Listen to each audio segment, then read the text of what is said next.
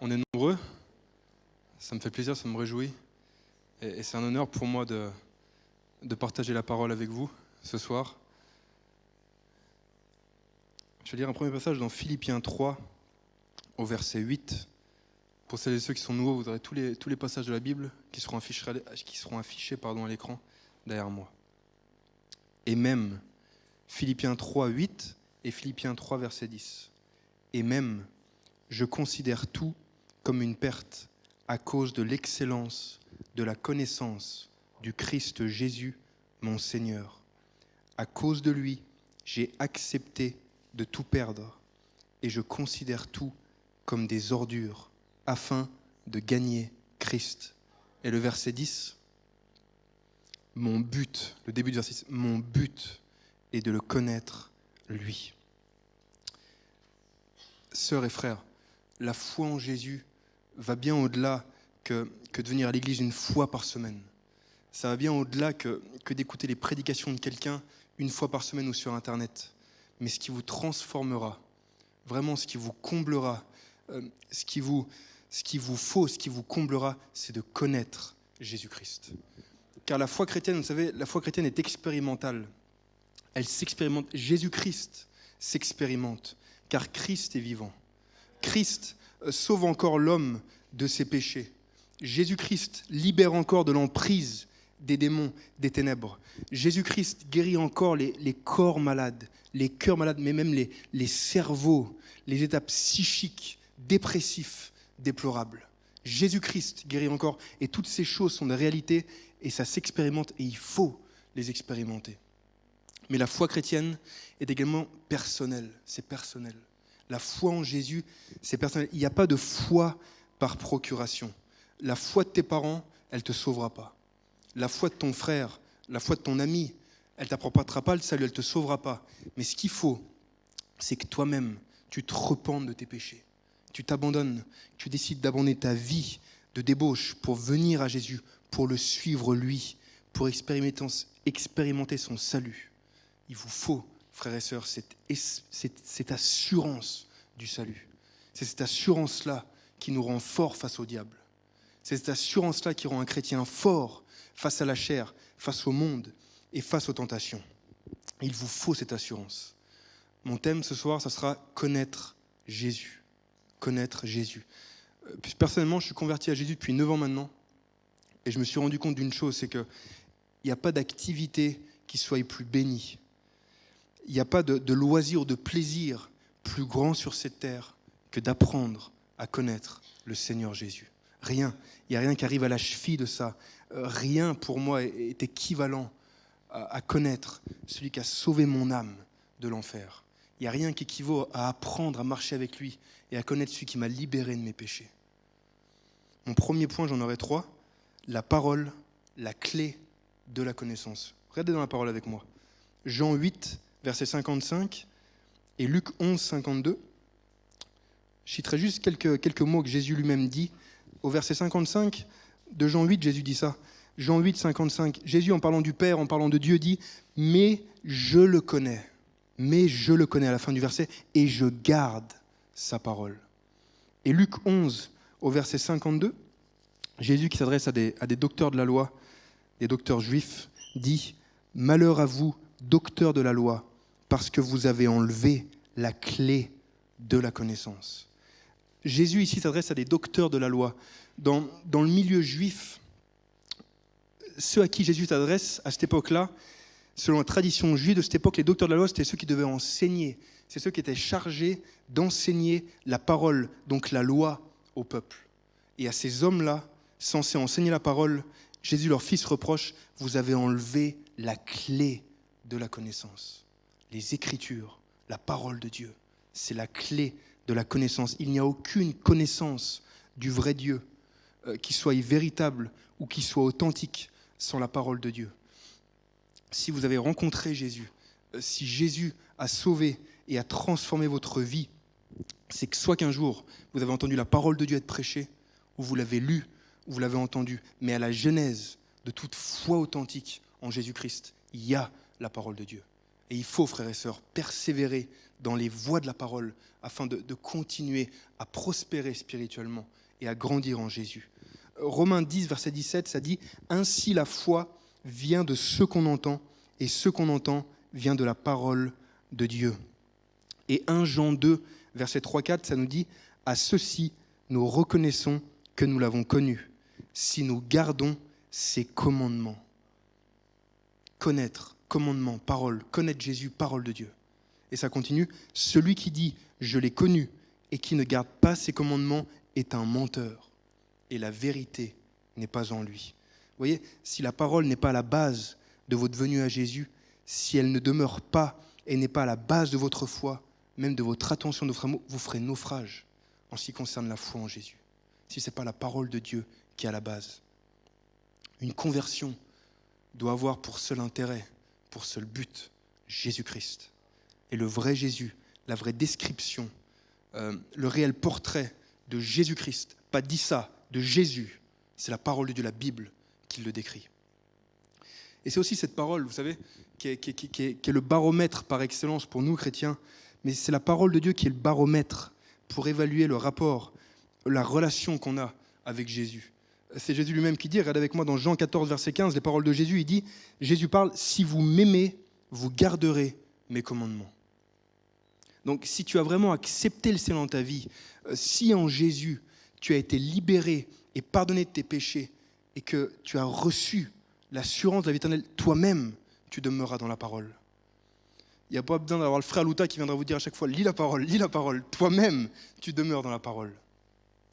Toute foi, toute expérience authentique avec le Seigneur est passée par la parole de Dieu. Et vous savez, ce qui est bon, c'est que je me suis rendu compte, c'est qu'à force de passer du temps, à force de plonger nos cœurs dans les Écritures, cette parole bénie va commencer à tracer un chemin en nous. C'est comme quand tu as des herbes hautes et à force de passer, de repasser, il y a un chemin qui se crée dans ces herbes hautes. C'est exactement ce que fait la parole de Dieu dans la vie d'un homme ou d'une femme qui la lit avec un cœur disposé. Et ce chemin-là, c'est le chemin au trône de Dieu. C'est ce chemin-là qui nous conduit dans la présence de Dieu, dans l'intimité, dans la connaissance de Dieu. Je me rappelle, quand je me suis converti au début, il y avait un frère qui avait un don de prophétie très, très, très précis. Le gars, il prie pour moi, mais qui te raconte ta vie. Tu es là, c'est impressionnant. Tu viens ici, tu vois des gens chasser les démons, toi, tu es jeune converti, tu dis, mais tu dis, mais j'ai aucune puissance de faire ça en moi. Et comment ils écoutent Dieu, comment ils entendent Dieu. Et avec le temps, je me suis rendu compte qu'à force de passer du temps, à force de plonger mon cœur dans les Écritures, soudainement, ces choses-là sont venues aussi pour moi. C'est à force de lire la parole. C'est pour ça, soyez pas impressionnés par des gens qui exercent des dons spirituels. Ne soyez pas intimidés. Dites-vous pas, non, ne soyez pas intimidés, mais plongez vos cœurs dans la parole. Et vous allez voir qu'il y a ce chemin qui est tracé entre vous et Dieu, et vous allez commencer à entendre, à reconnaître la voix de Dieu. Emprunter ce chemin, ça va commencer à vous faire découvrir la voix de Dieu, ça va vous emmener sur le terrain de l'Esprit de Dieu. Là où l'Esprit va commencer à vous parler, à vous avertir, à vous conduire, à vous diriger, à vous reprendre, à vous enseigner par les Écritures, par les Écritures. N'oubliez pas qu'on vient dans ce passage que la parole se décrit elle-même, s'auto-décrit comme une clé, la clé de la connaissance. Qu'est-ce que ça fait une clé ? Une clé, ça déverrouille un accès. Et c'est vraiment cette parole-là qui déverrouille l'accès à la connaissance et à l'intimité de la personne du Seigneur Jésus. Un christianisme sans la parole n'a pas de force, n'a pas d'autorité, mais amène également une grande confusion. C'est ce qu'on voit dans beaucoup d'endroits. Une grande confusion, où le nom de Jésus est bafoué. Un christianisme sans la parole de Dieu, ça n'a pas de force, ça n'a pas d'onction, c'est dépourvu de puissance. Et partout, on voit des chrétiens, des jeunes, des chrétiens être affaiblis, amaigris, pauvres spirituellement, mais parce que la parole de Dieu n'est pas la base, n'est pas le socle de leur vie. Pas qu'ils ne sont pas aimés de Dieu, mais parce que le socle, la base, ce n'est pas les Écritures. Et je vous encourage, comme un grand frère, je vous parle, mais ayez et apprenez à avoir une intimité avec cette parole si vous voulez connaître Jésus. C'est la marque d'un chrétien authentique, d'un chrétien qui est né de nouveau, c'est qu'il aime la parole. Et si tu n'aimes pas la parole, pose-toi franchement des sérieuses questions sur ta nouvelle naissance. Si pour toi la parole de Dieu c'est un fardeau, si tu n'as aucun plaisir, Je ne dis pas qu'il n'y a pas de combat quand tu es jeune. On a tous connu ça. Walter aussi a dû le connaître. Tu viens de te convertir, tu es là, et c'est pas évident au début d'apprendre le combat spirituel, de te faire violence. C'est pas de ça que je parle. Mais si pour toi la Bible n'a pas d'intérêt, si la parole de Dieu n'a pas d'intérêt, si les paroles de Jésus, tu t'en moques, pose-toi, même si tu viens à l'église ici tous les vendredis, même tous les dimanches, et que tu cours les conférences ou autres, pose-toi sincèrement une question sur l'authenticité de ta foi en Jésus. Vraiment, c'est important. Regardez ce que dit Job. Job 23, verset 12. « Je n'ai pas abandonné les commandements de ses lèvres. J'ai fait plier ma volonté aux paroles de sa bouche. » Dans des temps où nous voyons littéralement, on voit les fondements être renversés, les fondements de notre monde, l'immoralité, la perversion et toutes ces choses, et on vit dans ce monde, tous ces fondements-là sont renversés. Et c'est primordial que d'apprendre à nous-mêmes nous plier, faire plier nos êtres, nos volontés aux paroles de Jésus. Aux paroles de Jésus. C'est pas lui qui se plie à nous, c'est nous qui nous plions aux paroles du Seigneur Jésus. Mon deuxième point, l'obéissance à la parole me fait connaître Jésus. Premier point, la parole, la clé de la connaissance. Deuxième point, l'obéissance à la parole. Un mot qui est cher à mon pasteur Walter, l'obéissance à la parole me fait connaître Jésus. Ouvrons la parole, 1 Samuel 15, 22-23. Si tu peux me le mettre à l'écran, s'il vous plaît. Ça dit ceci. Samuel dit, « L'Éternel trouve-t-il du plaisir dans les holocaustes et les sacrifices, comme dans l'obéissance à la voix de l'Éternel ?» La parole de Dieu, c'est la voix de Dieu. Continue verset 23, s'il te plaît. « Voici, l'obéissance vaut mieux que les sacrifices, et l'observation de sa parole vaut mieux que la graisse des béliers. » Et le verset d'après, s'il te plaît. « Car la désobéissance est aussi coupable que la divination, la sorcellerie en hébreu. Et la résistance ne l'est pas moins que l'idolâtrie et les téraphimes. » Sorcellerie. Les promesses de l'Écriture, d'ailleurs, comme les dons spirituels, autant la prophétie que les promesses de Dieu sont conditionnelles. Sachez ceci, les promesses de Dieu et la parole de Dieu est conditionnelle à une chose, à l'obéissance. À une obéissance de cœur, pas une obéissance faussée par des intérêts personnels. D'accord ? Une obéissance de cœur, pas une perfection non plus. On ne parle pas de perfection, mais une obéissance sincère. Une obéissance d'enfant, de cœur au Seigneur. Et vous savez, il n'y a rien qui est plus approuvable aux yeux de Dieu que l'obéissance. Pourquoi ? Parce que quand on obéit à Dieu, quand un homme se soumet à Dieu, c'est exactement l'inverse de ce qui se passe dans le jardin d'Éden. La racine du péché, c'est la désobéissance. Genèse 2, Dieu dit à Ève, « Tu ne mangeras pas de l'arbre du fruit. » Genèse 3, Satan vient, il la tente, elle mange, elle désobéit, et le péché est entré dans le monde. Avant ça, il n'y a pas de péché. La racine de tout péché, ici-bas, c'est la désobéissance, la rébellion à Dieu. C'est pour ça que Dieu bénit et Dieu approuve et demande une obéissance sincère et de cœur à ceux qui lui appartiennent. Et l'obéissance à la parole de Dieu, c'est aussi une autre marque authentique des rachetés. La marque authentique de ceux qui ont fait de Jésus leur maître et leur sauveur. Et quand vous lisez la parole, je vous conseille deux choses. Quand vous lisez la parole, premièrement, croyez la parole. Pas les sentiments, mais croyez la parole. Ils imposeront les mains aux malades. Des fois on sent amen, des fois on ne sent pas amen quand même. Croyez ce que vous lisez. Croyez la parole de Dieu. Et deuxièmement, obéissez-la et pratiquez-la quand vous la lisez. Ayez ces deux choses en tête, frères et sœurs. Obéir à la parole de Dieu, pratiquer la parole de Dieu et incluez dans votre conception de la foi l'obéissance. C'est important. Incluez vraiment ça, jeunes frères, jeunes sœurs, l'obéissance dans la conception que vous avez de la foi dans le Seigneur Jésus.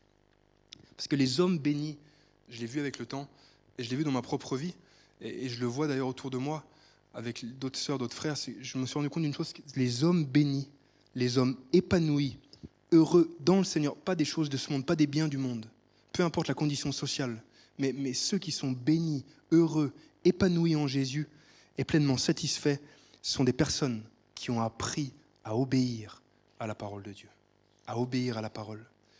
Et quand vous commencez à marcher comme ça, vous commencez à être comblés. Et les choses du monde, vous voyez que les choses du monde, les choses matérielles, commencent à devenir insignifiantes dans votre cœur en comparaison de connaître Jésus. Je me rappelle des fois, je rentrais du travail, c'est pas que tu jeûnes même pas, mais tu n'as même pas envie de manger. Tu pars et tu veux lire la Bible, laisse-moi tout seul, tu fermes les téléphones. C'est ces choses ici, bien sûr qu'on vit dans le monde, mais ça perd de la place. Ça perd de la place en toi.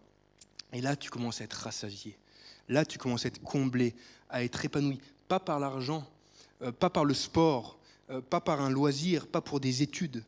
Pas parce que ce monde a vous offrir, mais comblé, épanoui, parce que ton âme est sauvée de l'enfer et qu'ici-bas déjà, par l'Esprit de Dieu, tu apprends et tu commences à connaître celui qui t'a sauvé. Et ça, c'est glorieux. Et je vous encourage, parce que ça m'inquiète beaucoup des fois parmi la jeunesse de voir tout l'activisme qui a alimenté, nourri, galvanisé par les réseaux sociaux, par le téléphone, par cette oppression incessante via les téléphones, via tout.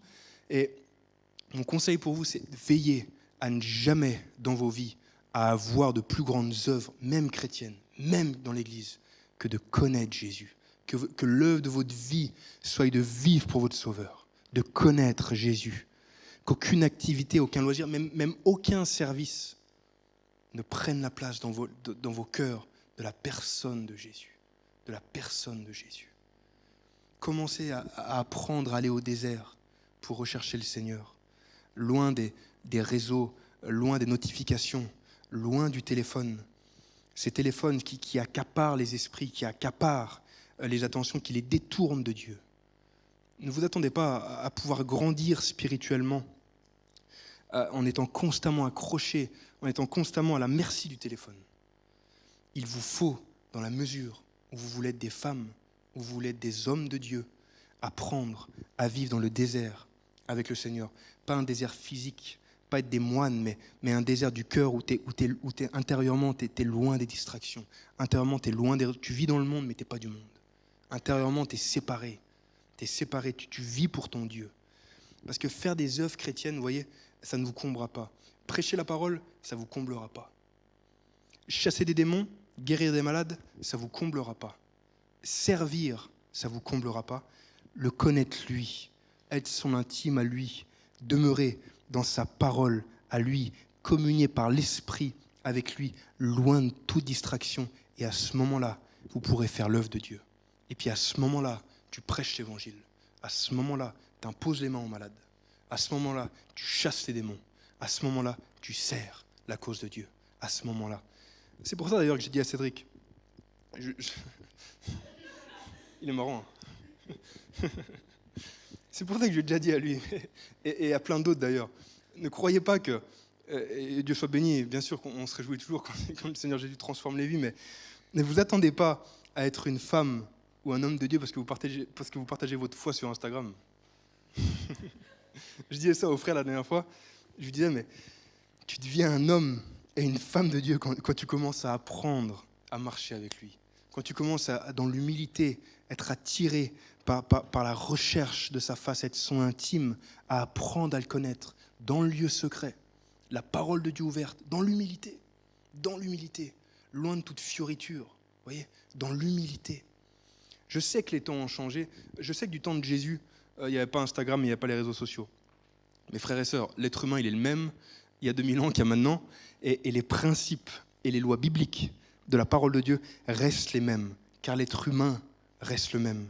L'onction, la plénitude du Saint-Esprit, la connaissance de Jésus ne viendra pas sur Instagram, mais en recherchant et vraiment en appliquant son cœur à rechercher le Seigneur Jésus. Et commencer à vivre ce désert, commencer à prendre du temps le matin. Du temps le matin. Vous savez, être un disciple de Jésus, dans le mot disciple, il y a le mot discipline. Ça demande de la discipline. Ça demande de la discipline. Et je vous encourage, commencez à apprendre à vous coucher plus tôt le soir pour celles et ceux qui ont faim du Seigneur Jésus. Commencez à apprendre à vous coucher un peu plus tôt le soir et à vous lever plus tôt le matin. Et avant d'allumer le téléphone, avant d'enlever le mode avion, avant de voir les mails ou je ne sais quoi, prenez du temps tout seul, dans le salon, dans les toilettes si vous n'avez pas le choix, dans la salle de bain, peu importe, dans la cage d'escalier, si vous n'avez vraiment pas le choix, et vous êtes à 8 dans un studio, mais tout seul, commencez vos journées avec le Seigneur Jésus.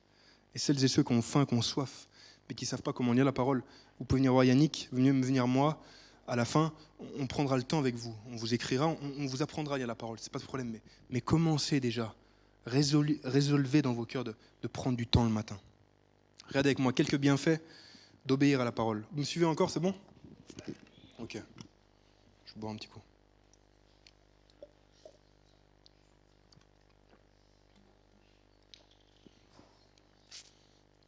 Quelques bienfaits d'obéir à la parole. Je vais en noter 4, c'est pas exhaustif, il y en aurait beaucoup plus, mais on m'a imposé un temps, donc je ne peux pas aller plus loin. Premier, obéir à la parole de Dieu, c'est le triomphe sur le péché, sur le monde et sur Satan. Prenez avec moi 1 Jean 5 au verset 4. Et ça dit, voilà. Mettez bien s'il vous plaît en même temps, c'est possible, mon frère, là-haut. 1 Jean 5, verset 4, ça dit « Parce que tout ce qui est né de Dieu triomphe du monde. Et voici la victoire qui triomphe du monde, c'est notre foi. Et la foi vient de ce qu'on entend, et ce qu'on entend vient de la parole de... » D'accord. Donc la foi, la parole, le monde, dans ce monde-là, il y a la chair, elle y restera. Il y a le péché et il y a Satan, le prince de ce monde. Par la foi, par la parole de Dieu, on est rendu capable, ici-bas, de triompher des puissances maléfiques, de triompher de notre être corrompu, charnel, de triompher des attraits du monde et de la chair. Deuxième bienfait d'obéir à la parole, être dans la parole, c'est la vie de l'esprit. Jean 14, versets 15 et 16. « Si vous m'aimez, vous garderez mes commandements, et moi, je prierai le Père, et il vous donnera un autre consolateur qui soit éternellement avec vous. » Toute véritable femme ou homme de Dieu, tous les hommes d'onction sont des hommes de la parole de Dieu. Autrement, ça tourne au charlantisme et au mysticisme. Tous les véritables hommes de Dieu ou les femmes de Dieu sont des hommes, ceux de l'esprit sont des hommes de la parole de Dieu. 1 Jean 2, 27, car l'onction nous enseigne à demeurer dans la parole. Pas à être mystique ou à faire n'importe quoi au nom de Jésus, à demeurer dans la parole. Et l'onction de Dieu nous propulse dans les Écritures, nous les enseigne et nous les fait aimer et nous donne cet amour à obéir à la parole de Dieu. Je me rappelle pour moi, quand j'ai été baptisé dans le Saint-Esprit, c'était en 2015 ici, mais j'ai un amour pour la parole, un amour pour les Écritures. Mais un amour, j'avais pas ça, un amour. Mais au-delà, ma Bible, c'est ce que j'ai de plus précieux au monde, avant n'importe quoi. Un amour, sans qu'on prie pour toi, sans qu'on te le dise, un amour dans ton cœur pour les Écritures. Pas du légalisme, mais un amour de noyer ton cœur constamment dans les Écritures. Frères et sœurs, c'est biblique. Jésus vient de le dire, si vous m'aimez, vous gardez ma parole, et là, l'Esprit viendra, le Consolateur viendra. Et d'ailleurs, je suis encore jeune, mais ça m'est arrivé de voir, je l'ai vu avec Cédric, ou avec d'autres frères et sœurs d'ailleurs, celles et ceux qui répondent vraiment à la parole de Dieu, Walter pourrait nous le dire, il a plus d'expérience, mais ceux qui répondent vraiment à la parole de Dieu sont très vite remplis de l'Esprit. Walter, c'est vrai ou pas? De quoi? Très vite remplis de l'Esprit. Ceux qui vraiment, pas parfaits, pas qui comprennent tout, mais ceux qui acceptent la parole, qui décident, malgré leur lutte, de se soumettre à la parole. On voit ces gens être très souvent remplis de l'Esprit et avoir une vie très, très palpitante avec Jésus. Autre bienfait d'obéir à la parole, le troisième, obéir à la parole, c'est l'exaucement des prières. 1 Jean 3, verset 22. Quoi que ce soit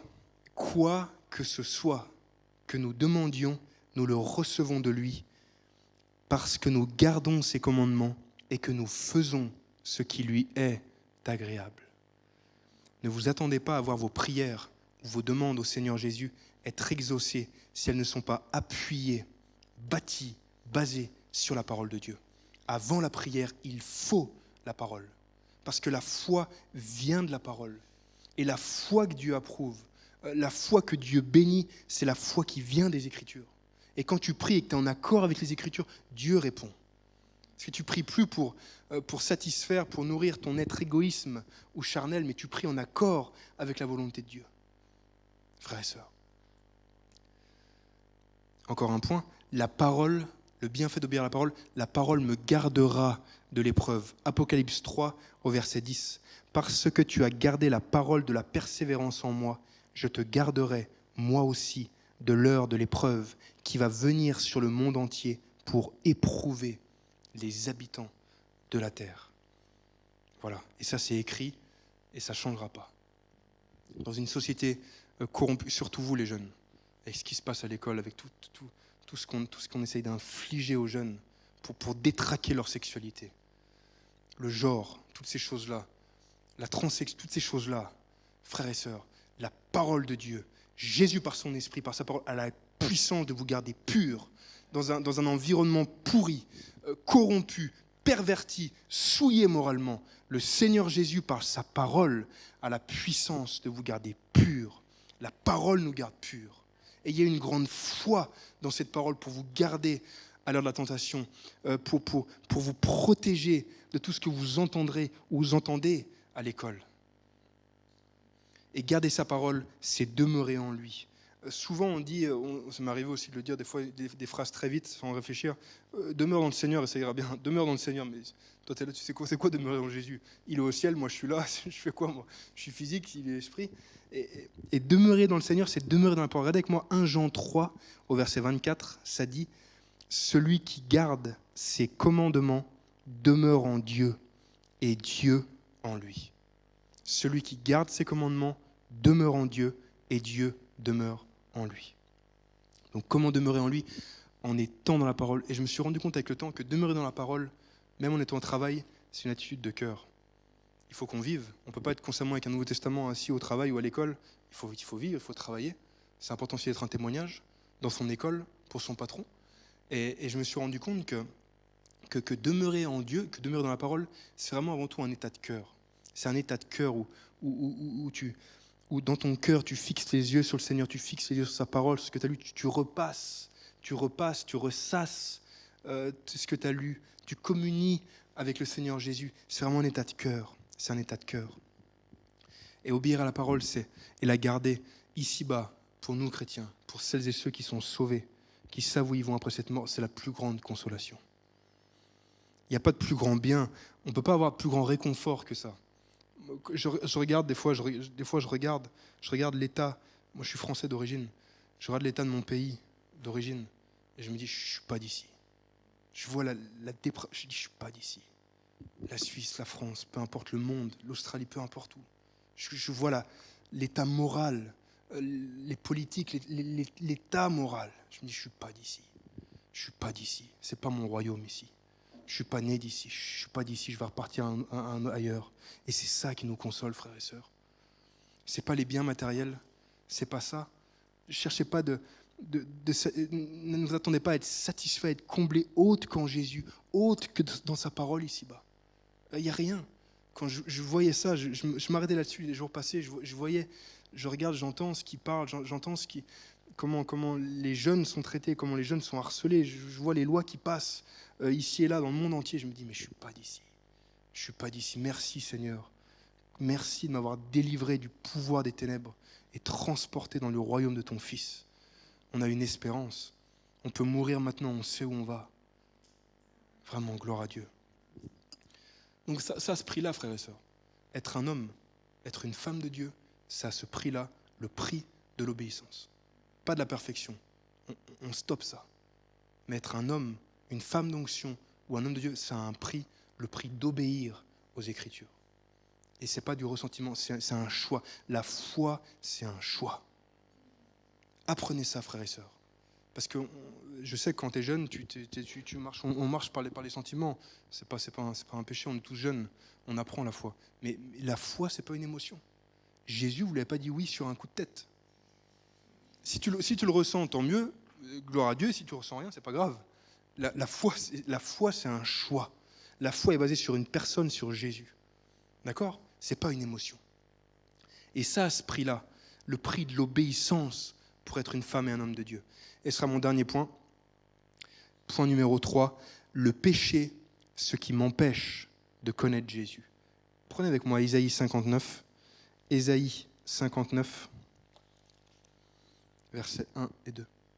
Michael, c'est possible s'il te plaît ?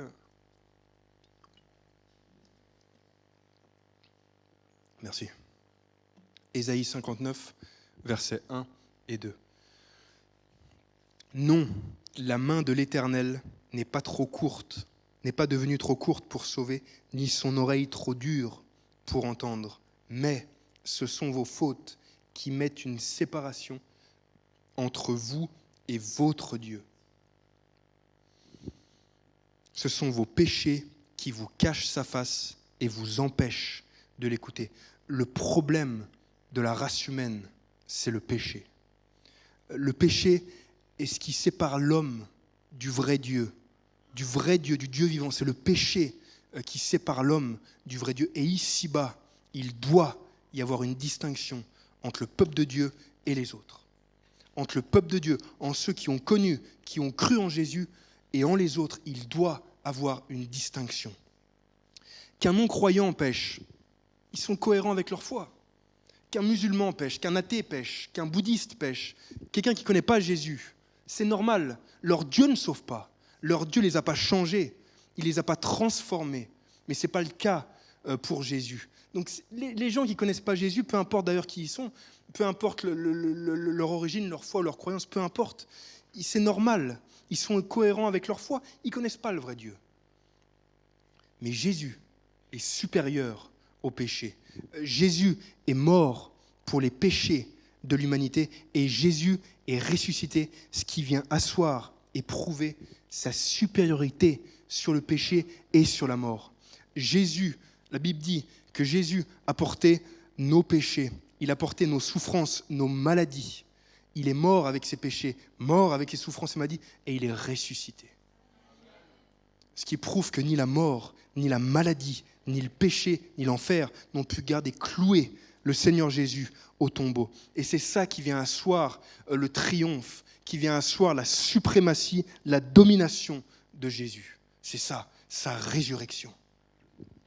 Et c'est ça qui rend Jésus supérieur à toute religion. C'est ça qui rend Jésus supérieur à l'islam. C'est ça qui rend Jésus supérieur à toute croyance ou religion. Car les musulmans, les bouddhistes, peu importe qui, ils sont morts dans leurs péchés.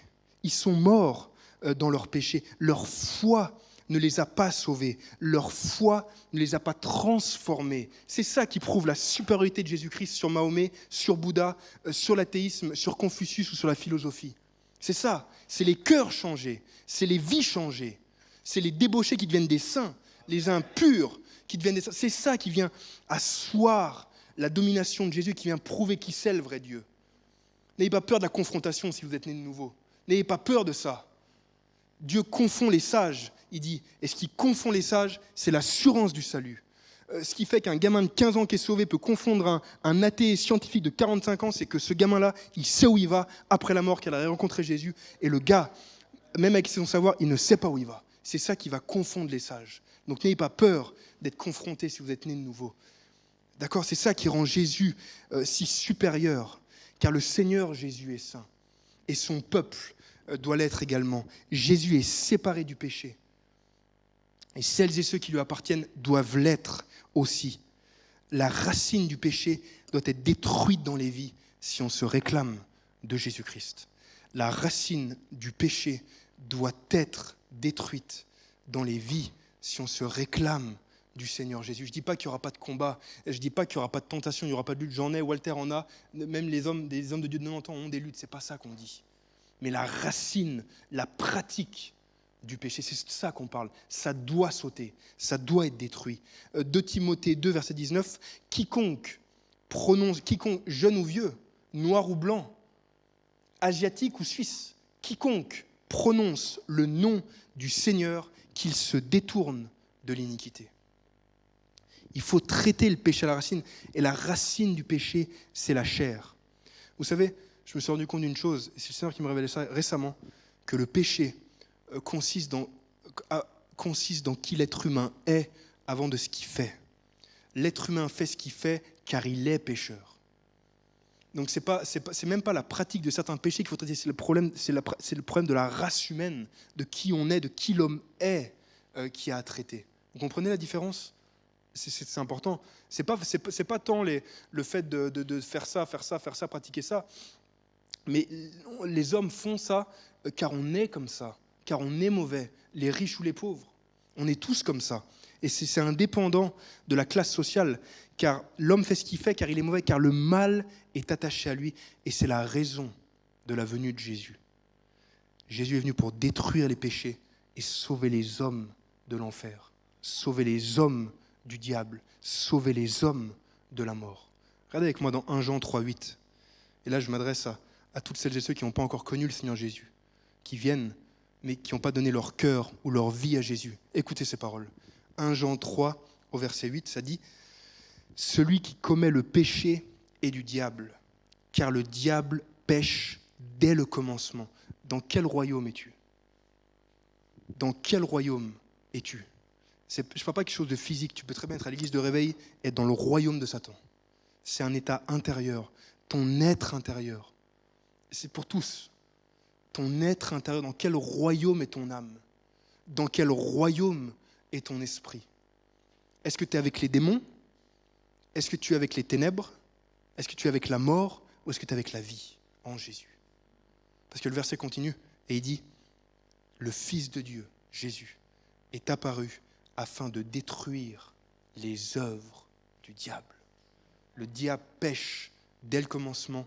Jésus est venu afin de détruire les œuvres du diable, détruire la mort, détruire ce qui sépare l'homme de Dieu, le péché, détruire les œuvres, détruire la maladie, détruire la malédiction, détruire tout ce que le diable fait pour affliger les hommes.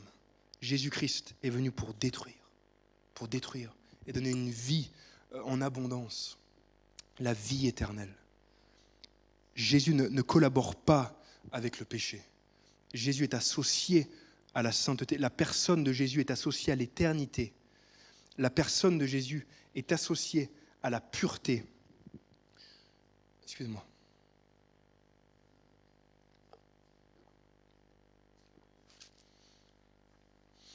La personne de Jésus est associée à la puissance, à la victoire, au triomphe, mais en aucun cas, ni de près, ni de... Jésus n'est s'associer au péché. Jamais. 1 Jean 3,5. Or, vous le savez, lui, le Seigneur Jésus, est apparu pour ôter les péchés. Et il n'y a pas de péché en lui.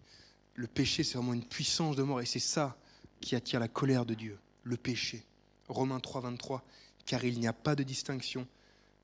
Tous sont péchés et tous sont privés de la gloire de Dieu. Il vous faut Jésus. Si vous êtes là ce soir et que vous êtes perdu, il vous faut Jésus. Il ne vous faut pas des bonnes œuvres. Il ne vous faut pas une bonne religion. Il vous faut Jésus. Se mettre à genoux devant Jésus, se repentir de ses péchés que Jésus a portés. Demandez à Dieu que le sang de son Fils vous purifie, que le sang de son Fils lave vos fautes, que le sang béni de Christ passe sur vos fautes. C'est important. On parle de l'éternité. Dieu aime, Dieu est amour. Et la Bible dit que Dieu a tant aimé le monde qu'il a donné son Fils Jésus afin de quiconque croit en lui ne périsse pas, mais qu'il soit sauvé. Dieu veut sauver. Jésus veut sauver les hommes de leurs péchés. Et si tu n'es pas sauvé, je t'encourage à te repentir de tes péchés, à abandonner ta vie à Jésus. À Jésus. Vous ne pouvez pas, frères et sœurs, vivre une vie mélangée. On ne peut pas servir de maître et connaître Jésus. On ne peut pas. On ne peut pas servir de maître. On ne peut pas avoir un pied ici, un pied là et connaître Jésus. Non, c'est pas possible. C'est pas possible. C'est pas possible. On ne peut pas connaître la personne de Jésus, connaître la voix de Jésus, connaître la grâce de Jésus, connaître la volonté de Jésus pour ma vie, connaître la direction de Jésus en servant de maître. Ça, c'est pas possible, ça. Non, c'est pas possible. Et c'est la croix. J'ai fini dans quelques minutes. C'est la croix. C'est la croix qui est la solution, qui est le remède au péché, à cet être mauvais qu'est l'homme. On est tous mauvais. Les noirs et les blancs, il n'y a pas de racisme. Le péché possède toute la race humaine. Là, il n'y a pas de raciste. Il n'y a pas le MCG là. Il n'y a rien. On est tous égaux. On est tous pareils. Et c'est la croix qui règle le péché, qui règle la question du péché. Regardez, prenez avec moi Luc 9, versets 23 et 25, ce sera mon dernier texte pour ce soir. Ça va le temps, j'ai respecté? Ouais? Il va faire un rapport au frère Grosbetier après quand il va rentrer. Walter, vous êtes avec moi, hein? Frères et sœurs, il faut vraiment il faut cette coupure nette d'avec Satan. Il faut une coupure nette d'avec les œuvres des démons. Il faut une coupure nette d'avec le péché, et seule la croix pourra, à la puissance de transformer un homme. Seule la croix peut transformer un esclave en fille ou en fils de Dieu. Seule la croix a la puissance de transformer un pécheur en saint. Seule la croix. Luc 9, 23, 25, c'est Jésus qui parle, et il dit, puis il dit à tous, si quelqu'un veut venir après moi, qu'il renonce à lui-même, qu'il se charge chaque jour de sa croix et qu'il me suive. Quiconque, en effet, voudra sauver sa vie, la perdra. Mais quiconque perdra sa vie à cause de moi, la sauvera. Et que sert-il à un homme de gagner le monde entier, d'en avoir plein les poches, s'il se perd ou se ruine lui-même? Quand Jésus parle de croix, on met le contexte. Là, c'est il y a 2000 ans en arrière. Nous, maintenant, la croix, pour nous, c'est devenu un symbole religieux. On parle de croix maintenant, c'est le fait d'afficher une foi ou une religion, mais c'est un symbole religieux. Si Jésus il parlerait maintenant, c'est s'il aurait dit « quiconque ne prend pas sa chaise électrique ». Parce que la croix, quand Jésus parle, il n'y a rien à voir avec la foi chrétienne. La croix, d'ailleurs, n'est pas de Jésus. La croix est un instrument de torture où les Romains venaient mettre fin aux vies de manière très violente. Et si Jésus aurait parlé aujourd'hui, il aurait dit prenez votre chaise, allez sur la chaise électrique. Et la croix, ce qu'elle venait faire, c'est que la croix venait littéralement détruire, mais briser. La croix, elle venait mettre une fin. Elle venait mettre un terme dans la souffrance, d'ailleurs, dans l'agonie à la vie d'un individu. C'est ça que la croix venait faire. Et Jésus dit ça. Porte ta croix. Meurs. Crève. Meurs.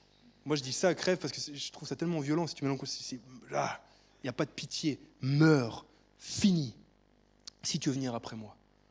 Et c'est pareil, frères et sœurs, c'est l'appel que Jésus lance. Ça, Jésus, il n'avait pas peur de parler comme ça, le Seigneur Jésus. Il parle aux foules, quand il parle comme ça souvent d'ailleurs, dans la parole, dans Luc 14. Il ne parle pas des chrétiens remplis du Saint-Esprit qui parlent en langue dans une réunion de prière. Ça, c'est plus facile quand tu as été rempli. Mais là, il ne parle pas à ça. Il parle aux foules. Donc il n'a pas peur d'être même mis à l'écart, d'être jugé par les gens. D'accord ? Et c'est la croix qui vient mettre un terme à une vie de débauche. C'est la croix qui met un terme au péché, à une vie de péché. Porter sa croix, c'est cesser de vivre pour moi-même, pour mes intérêts à moi, mais vivre pour Jésus. Faire de Jésus son maître, faire de Jésus son Seigneur. Et c'est ça que Jésus veut faire dans la vie de chacun, de ceux qui croient en lui et qui veulent le suivre.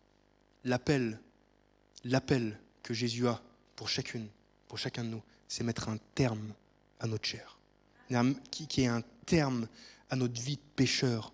L'appel commence par là. La destruction de mon être corrompu, la fin de ma chair. Il nous appelle à la croix. C'est s'abandonner, mais je vous rassure, c'est pas s'abandonner pour être dans les mains d'un mauvais maître. C'est pas mourir pour aller au pied de Satan. C'est pas mourir pour aller au pied d'un maître mauvais, d'un tyran. C'est mourir, s'abandonner pour être avec Jésus. Mourir, s'abandonner pour être avec le prince de la paix. C'est mourir, abandonner sa vie pour être avec le prince de la vie, celui qui donne la vie, celui qui nous garde, celui qui nous protège, celui qui nous console, celui qui nous donne l'assurance, l'espérance. C'est ça. Comprenez ce que je dis. C'est pas mourir pour être un moine. C'est pas mourir pour partir dans un monastère et plus jamais vivre ici-bas. C'est pas ça, porter sa croix. Mais c'est mourir pour que sa vie en lui puisse éclore en moi. Car il y a une loi spirituelle. Il y a des lois physiques, des lois naturelles. Il y a une loi spirituelle. On ne peut pas en parler maintenant, ce n'est pas le sujet, mais il y a une loi spirituelle, que la loi de la vie en Jésus provient de la mort. Jean 12, 24, vous pourrez le lire à la maison, notez cette référence. Si le grain de blé qui est tombé à terre ne meurt, il ne porte pas de fruits. C'est une loi. Mais ce n'est pas mourir pour être un moine, c'est mourir pour que sa vie à lui éclot en moi. C'est mourir pour que je puisse le connaître, mourir pour connaître sa vie, mais mourir pour connaître sa grâce, mourir pour connaître sa voix, mourir pour connaître sa puissance, mourir pour connaître tous ses bienfaits, toutes ses grâces. C'est ça mourir. C'est pas être là puis devenir un religieux avec un chapelet, tourner des boules. C'est pas ça la vie chrétienne, c'est pas ça. Mourir à soi, c'est pas ça. Et d'ailleurs, je paraphrase un frère qui avait dit ça, une chose magnifique, il a dit, on peut mourir en Jésus, je paraphrase, parce qu'en Jésus, il y a plus que le péché. On peut mourir à cette vie-là, mourir à nos péchés, parce qu'en Jésus, il y a plus. Il y a plus que l'attirance éphémère du péché, il y a la vie, il y a la vie en abondance. Et l'Église d'aujourd'hui, et je finis, doit revenir à ça. L'Église d'aujourd'hui doit revenir à la croix, revenir à la base. On ne peut pas adorer le crucifié sans passer nous-mêmes par la croix. C'est incohérent. C'est incohérent. Vous adorez on adore quelqu'un qui a été crucifié. On adore quelqu'un qui a, par soumission, par obéissance au Père, a humilié sa vie. On adore le crucifié. Il n'est plus crucifié. Il est dans la gloire maintenant. Et l'Apocalypse au verset 1 nous fait un portrait magnifique du Jésus qui vit en nous, avec des yeux comme une flamme de feu. Mais on adore quelqu'un qui a été crucifié. On ne peut pas se débiner face à la croix. On ne peut pas se débiner face à la croix. Et je crois, j'en suis convaincu qu'il y a si peu de puissance. Et je me rends compte, il y a tellement de rencontres, il y a tellement de conférences, il y a tellement d'évangélistes qui viennent partout dans les villes, à Genève. Il y a tellement de bruit, mais tellement peu de résultats. Tellement peu de résultats. Il y a tellement d'attraction, d'effervescence dans les milieux chrétiens. Mais il y a si peu de résultats, si peu de vies profondément transformées, si peu de changements radicaux, si peu de changements scripturaires. Car il n'y a plus la croix. Ce qui transforme un homme, c'est de rencontrer Jésus-Christ à la croix, en se repentant de ses péchés et en les abandonnant. Et la puissance de Dieu tombera, mais elle ne tombera pas. La grâce, les bienfaits, l'Esprit de Dieu ne tombera pas sur un peuple qui est partagé, vraiment, mais sur un peuple qui est consacré, qui est littéralement gagné à sa cause.